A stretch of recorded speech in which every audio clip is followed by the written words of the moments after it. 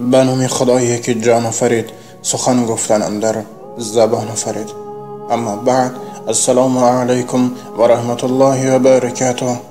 پدران و مادران علی قدر و برادران و خواهران اهل اسلام،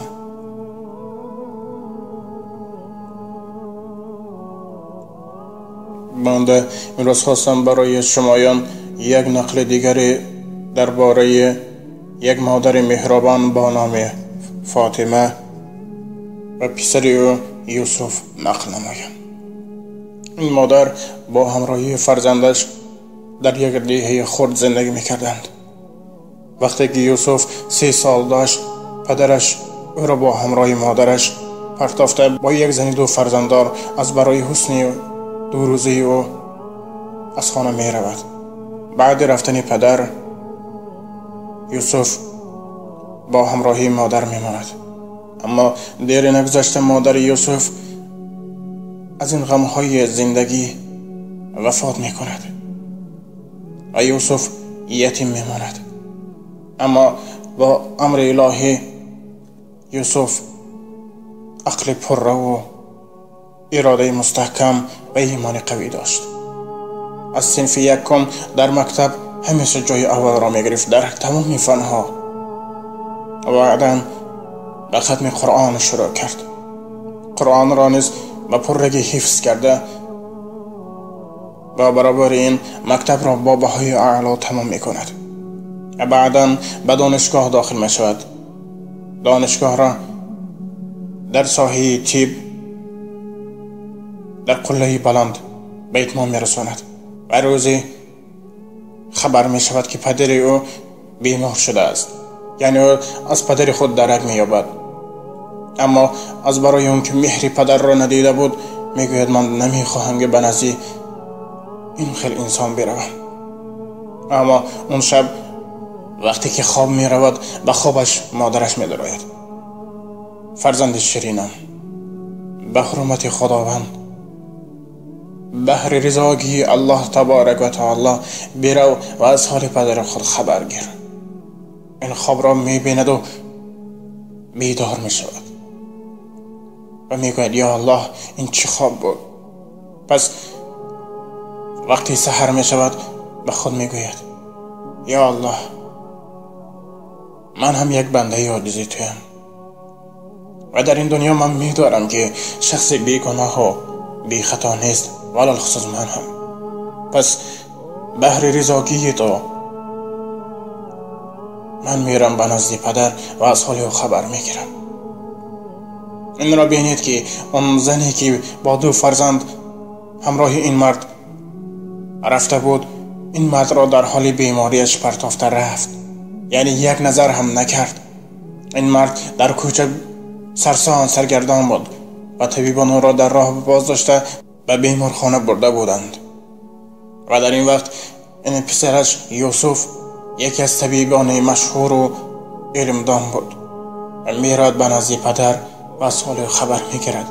وقتی که به نزد پدر میرود، پدرش یوسف را دیده: برادر، من فهمیدم که شما طبیبی بهترینید، التماس به درد من یاری دهید. یوسف باشد میگوید درد دهنده و دوا دهنده فقط الله تبارک و تعالی است. ای پدر، من اون شخصی هستم که در سن 3 سالگیم مرا با همراهی مادرم از خانه پرتافته رفتی. این مرد میگوید یا الله گناهم را ببخش. من به وسواس شیطان افتاده، به حیله حسن 2 روزه اون زن افتاده، با همراه اون راه گریز را طی کردم. لیک وقتی که به سرم تشویش زیاد آمد، وقتی که بیمار شدم، اون حسن 2 روزه‌ای که بود از من جدا شد.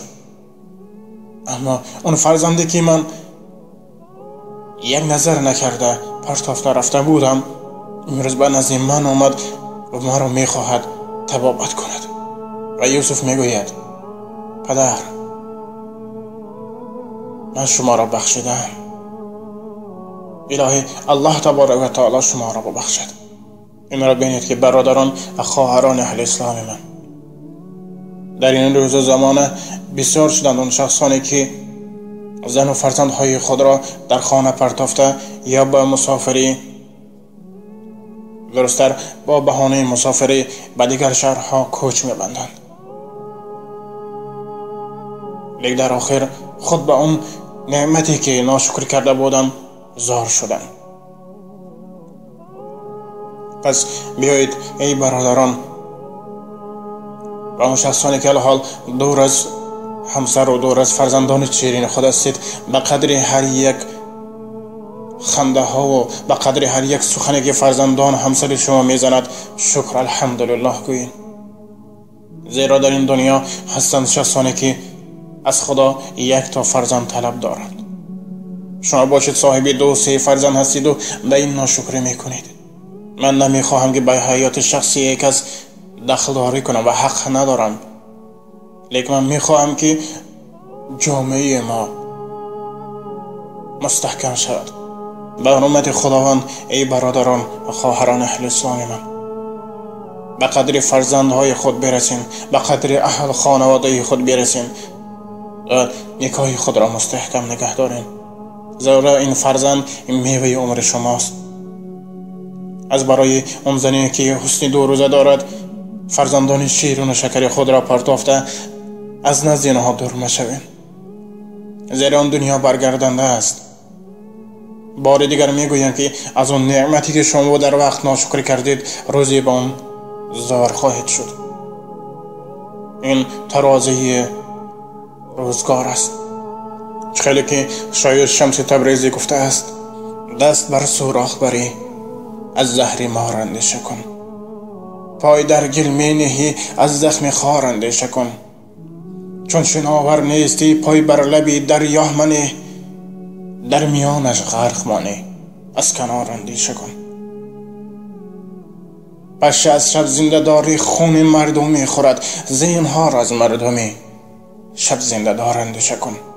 سیر خود با یاری خود هرچند میتوانی نگو، یار را یاری بود از یار یار اندیشه کن. یعنی پیش از آن که یک کار را شما میکنید اول خوب اندیشه کنید و آخرتون را فکر کنید.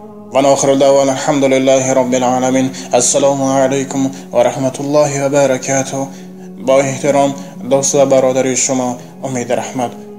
الهی الله تبارک و تعالی مهر و محبت ما را نسبت همدیگر مستحکم گرداند، ایمان ما را قوی و اراده ما را مستحکم کند و از راه خطا و از آن فتنه دنیایی و از آن فتنه مال و ثروت در پناهش نگه دارد. و پدر و مادر ما و شما را خدا عمر دراز و با برکات و راحت فرزند دیدن را نصیب روزی گرداند.